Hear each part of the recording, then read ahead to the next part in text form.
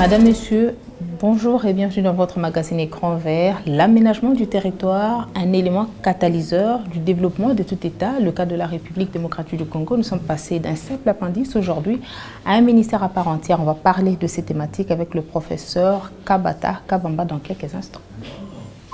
Le portrait.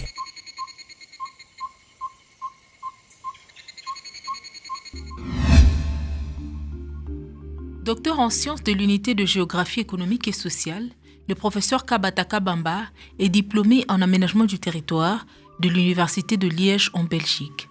Membre des équipes de recherche spécialisées en urbanisme, aménagement du territoire et gouvernance des ressources naturelles, cet expert draine derrière lui plus de 30 ans d'expérience dans l'enseignement et a une forte capacité en management des entreprises et de projets. Des compétences qui ont fait de lui chef de projet à la cellule d'appui technique, projet à la réforme de l'aménagement du territoire, du ministère de l'aménagement du territoire, mise en œuvre par le PNUD à travers le FONARED et l'initiative de la forêt d'Afrique centrale. Auteur de plusieurs publications scientifiques, le professeur Kabata Kabamba est notre invité.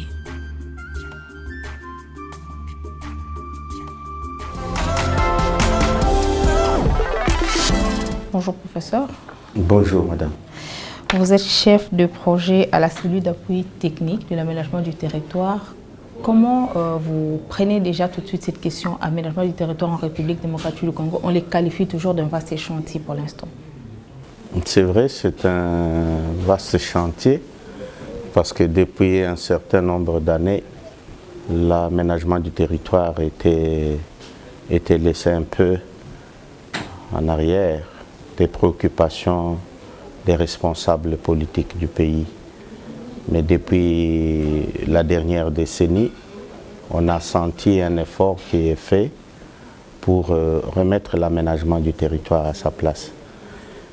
Tout est parti de l'adoption par le gouvernement de la stratégie nationale cadre RED qui y avait pour un des piliers importants, comme pilier habilitant, l'aménagement du territoire. Et après, il y a eu la politique, il y a eu le plan d'investissement RED.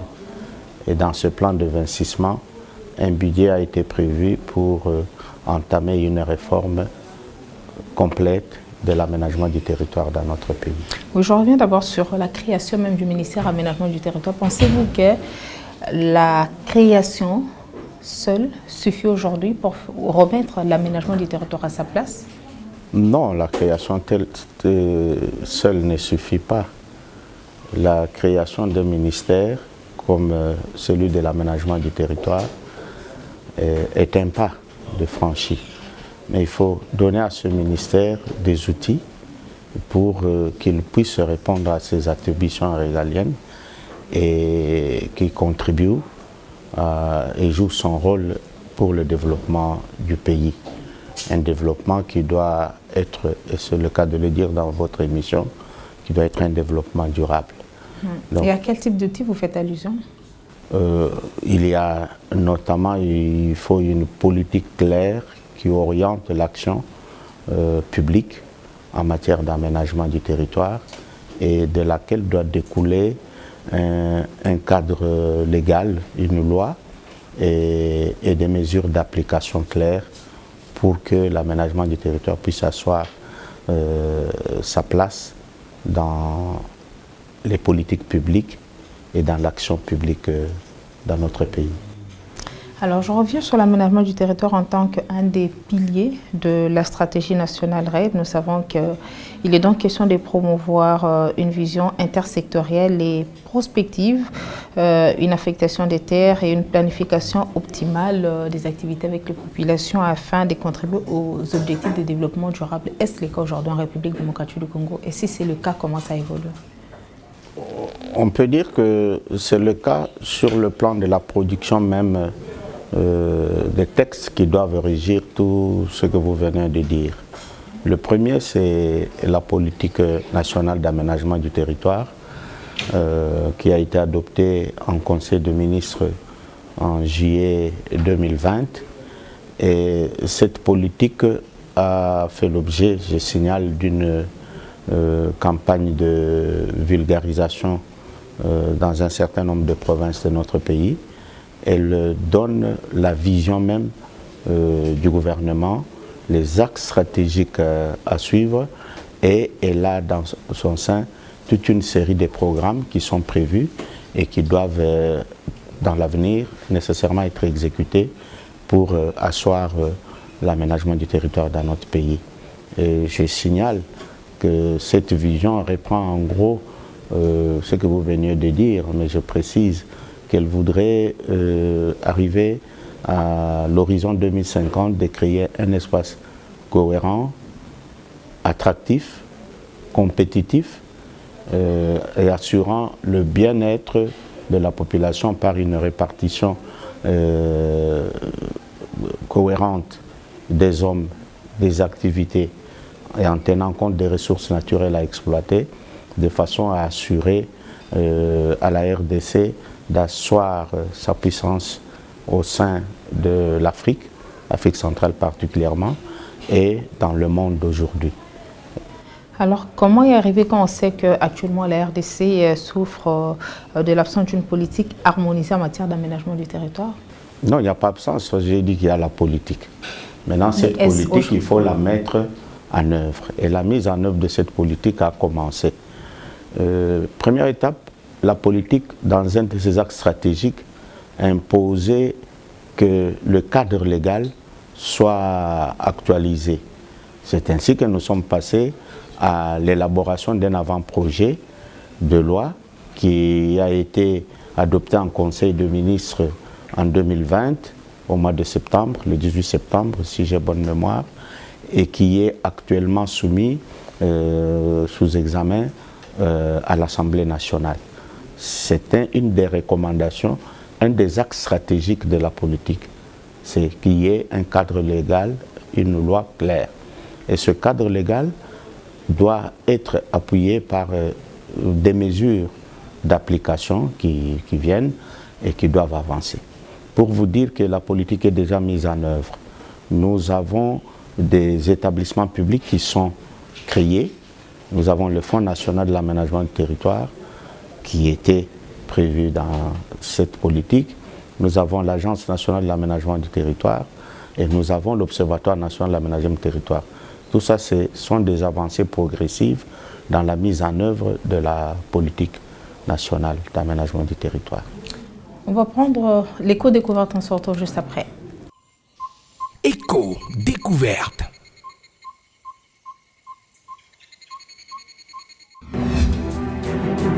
Avec ses 86 millions d'habitants, la République démocratique du Congo renferme près de 60% des forêts tropicales du bassin du Congo. Cependant, le pays enregistre un mouvement migratoire sans précédent, tributaire des conflits armés, des catastrophes naturelles, de la dégradation des terres, de l'environnement et tant d'autres. Des indicateurs qui alimentent également la pression anthropique sur les ressources naturelles, accentuant le dérèglement climatique qui secoue actuellement toute la planète Terre. Un contexte difficile pour les villes et provinces d'accueil, appelées à mettre en place des mécanismes de gouvernance dans différents secteurs pour un développement durable.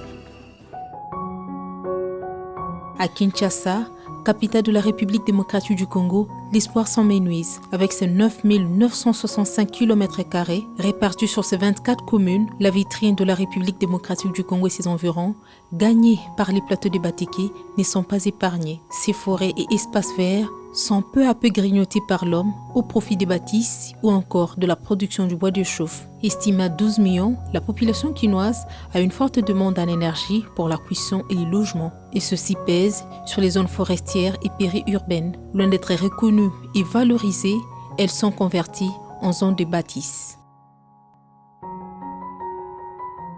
À côté de ce boom immobilier, la production du charbon de bois. Difficile donc d'y passer 30 minutes sans apercevoir des camions transportant les sacs de braise vers le centre-ville. Un commerce très prisé pour l'instant et qui fait perdre à Kinshasa la Belle et ses environs sa force écologique. Face à cette disparition, la nature alerte sur la perte de sa verdure au profit de la demande exponentielle du bois énergie. Yo kenika kozokata soge koki ozi batu bake ba classer bokundi après obimisi makala. Bon, awa na mukolo soki vente eza bien ba 10 sacs 15 sacs pe tekamaka na mukolo moko.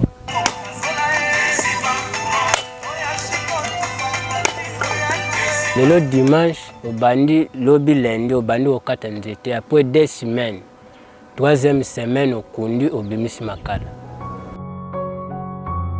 Une des principales sources de la déforestation en République démocratique du Congo. Et pourtant, ces espaces verts et forêts urbaines sont reconnus pour leurs services écosystémiques rendus à l'humanité et surtout leur rôle important face aux dégâts des inondations, érosions et autres catastrophes. Quartier Madiata a un problème, il y a des érosions, des menaces, il y a des mailles et côté la biso banana prince. Il y a beaucoup d'érosions. Pour un des aboués, ce moule bandit aux alibanda. Tala yo mbulungu munene soto baluki bwe mbulungu soto pusada mbulungu na mbulungu biso awa taba opesa région boy wuta likolo e yaka ko bebisa biso awa na oyo. Alors, professeur, vous avez évoqué l'adoption de la loi au niveau de l'Assemblée nationale. Pourquoi est-ce qu'elle continue encore à traîner? Mais vous savez, les procédures des parlementaires imposent qu'il y ait un travail d'examen minutieux qui est fait lorsqu'on veut arriver à une loi. Nous avons eu un peu de retard parce que le fondement constitutionnel tel que proposé de la loi n'avait pas retenu l'assentiment de la plénière de l'Assemblée nationale.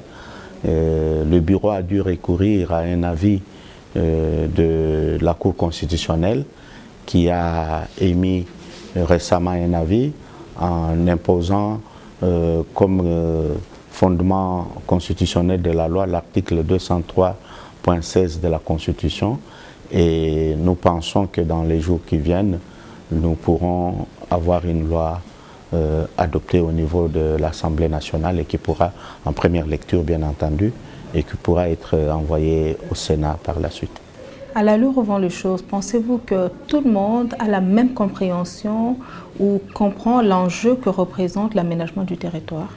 Je pense que à tous les niveaux, particulièrement les sectoriels, les ministères sectoriels qui ont usage des terres, les parlementaires à tous les niveaux et les provinces qui doivent jouer un rôle important dans le processus d'aménagement du territoire.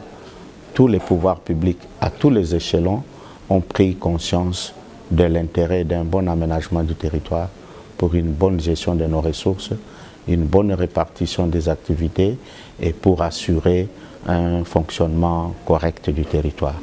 J'en veux pour preuve le fait que les différentes catastrophes qui interviennent partout, en milieu rural comme en milieu urbain, le rôle important accordé à notre forêt impose qu'on puisse aménager convenablement notre territoire. Alors, je reviens encore sur une question.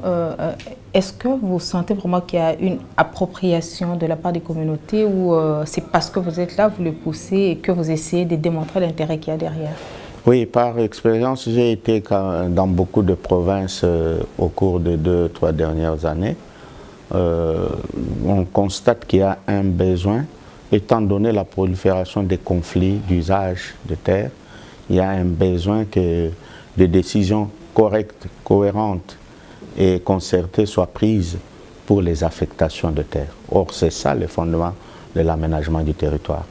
À tous les niveaux, les communautés locales, à la base, veulent savoir où est-ce qu'ils doivent faire des activités, comment ils peuvent le faire et où est-ce qu'ils ne peuvent pas le faire à cause des conflits récents liés à la superposition des titres, aux usages qui sont divers sur les mêmes espaces.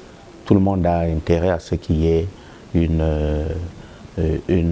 bonne affectation de terre. Et pour cela, le travail à la base est fait par les communautés locales. Nous avons noté une contribution majeure des chefs coutumiers, les chefs traditionnels et de la société civile au niveau local dans le rôle que doit jouer l'aménagement du territoire dans les politiques publiques actuelles. Et combien de types d'aménagement il y a? Est-ce le même type d'aménagement partout? Ça varie selon les spécificités de quoi?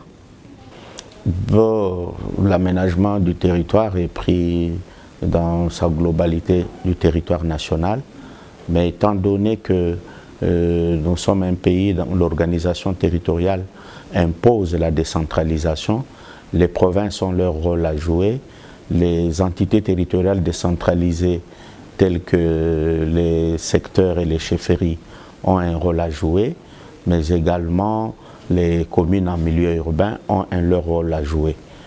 Nous avons également, dans le cadre de la politique nationale d'aménagement du territoire, pris en compte le niveau communautaire. Le niveau communautaire, c'est celui des groupements, des terroirs villageois, qui doit correctement être aménagé. Et à ce niveau-là, il a été prévu d'élaborer les plans simples d'aménagement du territoire afin d'assurer au niveau de la base, au niveau des communautés locales, une gestion cohérente de terre par des affectations précises. Parce que nous pensons que c'est de là que peut se dégager progressivement une prise en charge correcte de la gestion des ressources naturelles. Vous m'avez précisé dans la question que j'avais posée tout à l'heure, et comment faut-il aménager? Par quoi faut-il commencer? L'aménagement du territoire dans les principes et la procédure telle qu'elle est prévue, et elle est intégrée dans le projet de loi en cours, se fonde d'abord sur un zonage clair. Parce que c'est dans le zonage qu'on précise les affectations. Donc tout commence par préciser les affectations, et ça c'est ce qu'on appelle le zonage. Ce zonage doit se faire de manière participative et consensuelle et en tenant compte des particularités de chaque partie de l'espace à aménager et en tenant compte des ressources naturelles disponibles et en se projetant dans l'avenir pour ce qu'on voudrait faire du territoire. Si on a pris l'option qu'on doit avoir, comme il y a des provinces, comme je connais Tanganyika, qui a voulu être une province à économie verte, Équateur a pris le même principe, on doit prendre en compte dans les aménagements quelles sont les priorités possibles et quelles sont les ressources qu'il faut nécessairement exploiter et maintenant correctement faire les affectations. Donc tout commence par le zonage. Parce qu'après, lorsque le zonage est fait et qu'on a mis en place un dispositif où on sait qu'à tel endroit il y aura tel usage, ce sont les ministères sectoriels qui reprennent le relais. Si on a dit, ici on va mettre les concessions agricoles, c'est le ministère de l'Agriculture. Là, ça seront on va mettre l'exploitation minière, ça sera le ministère des Mines. De l'autre côté, on va faire de la conservation, c'est l'ICCN qui intervient via le ministère de l'Environnement. Donc, les affectations doivent être le début de toute chose, mais doivent être faites de manière consensuelle et en tenant compte de la vision qu'on a du développement du territoire. Place à l'éco-créativité, chers téléspectateurs. Éco-créativité.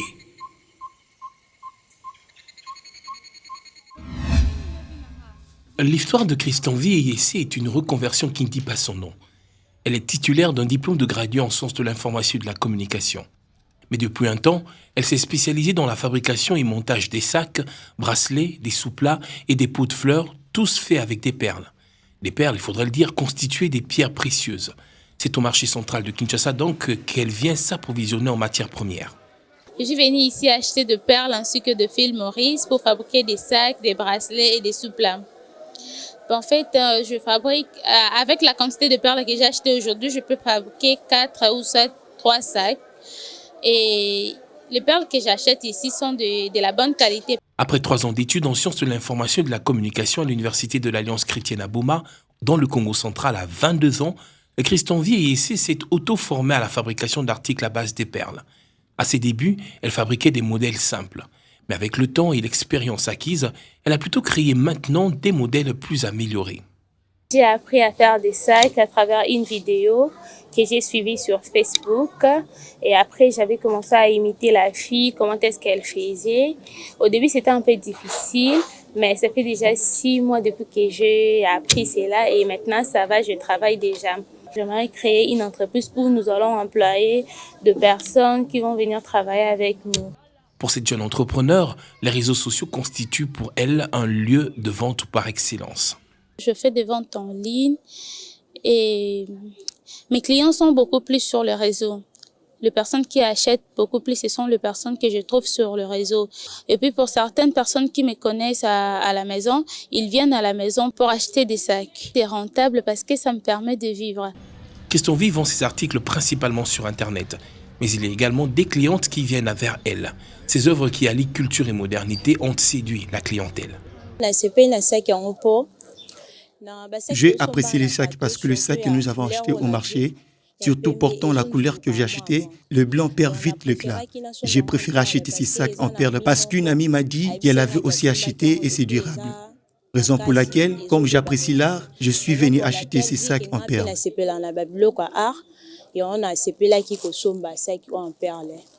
Avec sa volonté affichée de former d'autres jeunes femmes dans ce métier, Question Vie pourrait à coup sûr faire des émules pourvu que les élèves soient aussi déterminés que leurs maîtresses.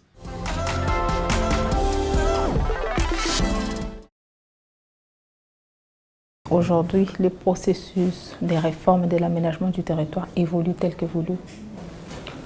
Le processus évolue avec les contingences liées au contexte. Ça veut dire? Le premier élément de ce contexte, c'est que c'est vrai, il y a eu une appropriation de cette réforme par le pays, le gouvernement qui l'a initiée, mais nous dépendons du financement qui vient du FONARED via l'initiative CAFI. Et quand vous savez, vous êtes dans une logique de projet, le projet peut arriver à un certain moment à être à court d'argent parce qu'on a atteint les années prévues, alors que la réforme doit se poursuivre. Et c'est toutes ces contingences qu'il faut prendre en compte. Mais je crois qu'il y a une volonté ferme, aussi bien du gouvernement que des bailleurs, d'appuyer cette réforme. Au stade où nous sommes arrivés, nous attendons bien entendu la loi, mais nous avons déjà fini ça sur les guides.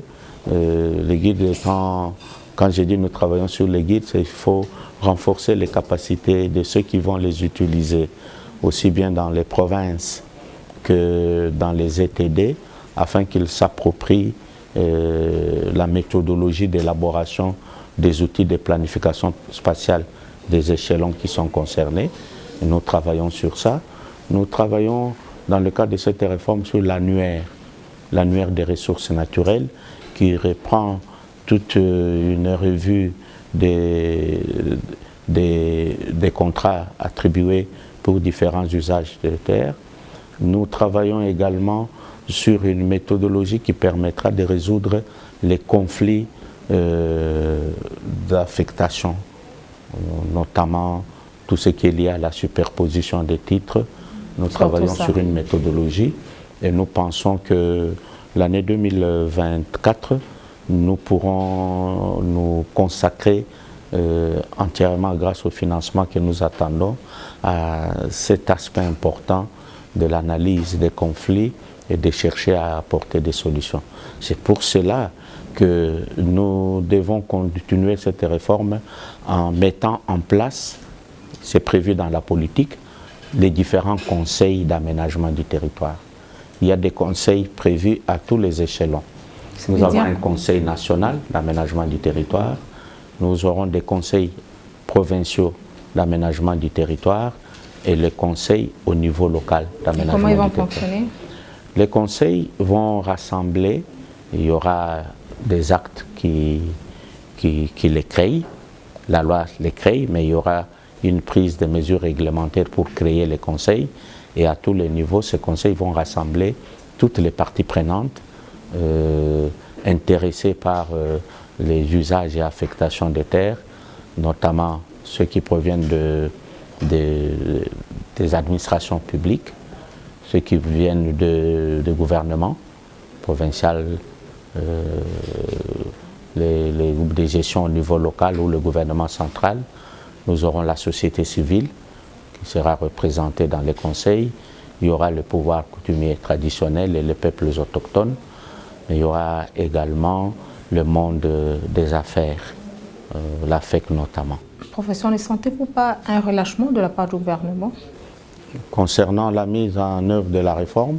Oui, parce qu'avant, on sentait que c'était un processus qui allait quand même à pas de géant, mais après un certain temps, c'est comme si ça stagnait. Est-ce que vous avez la même perception que nous autres, l'opinion publique? Non, je n'ai pas la même perception parce que je sais j'ai cité les établissements publics qui venaient d'être créés, qui sont déjà fonctionnels et opérationnels. Je pourrais vous donner par la suite leurs adresses. Nous avons cette loi qui est suivie au niveau, le projet de loi qui est suivi au niveau de l'Assemblée. À quelle allure? Nous suivons. Mais nous pensons, je suis très optimiste, je me dis avant la fin de cette session parlementaire, nous aurons déjà la loi adoptée au niveau de l'Assemblée nationale parce que nous suivons les travaux qui se font dans la commission aménagement du territoire et nouvelles technologies de l'information et de la communication. Nous attendons une plénière d'adoption à ce stade.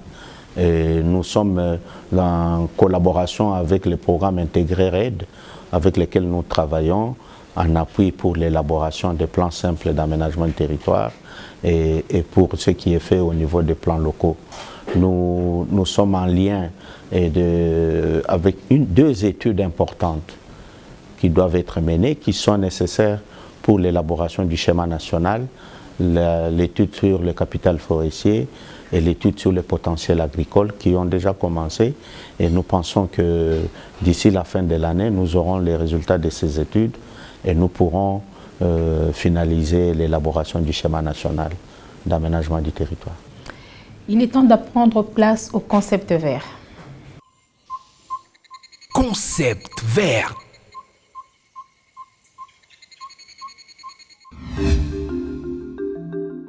La prairie est un terrain couvert d'herbes qui fournit du fourrage au bétail.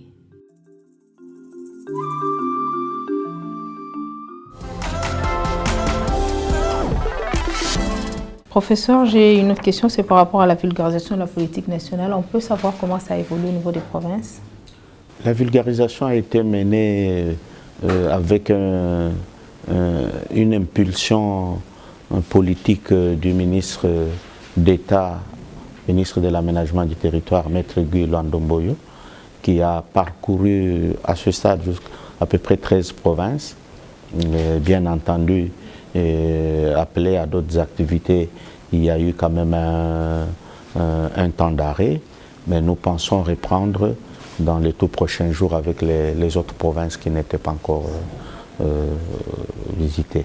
Mais le contact est régulier avec là où il y a les PIRED, avec certaines provinces qui ont besoin que l'aménagement du territoire s'installe. Je signale que dans le cadre de cette réforme, une avancée importante a été obtenue, c'est que l'aménagement du territoire a actuellement un secrétariat général qui avait un cadre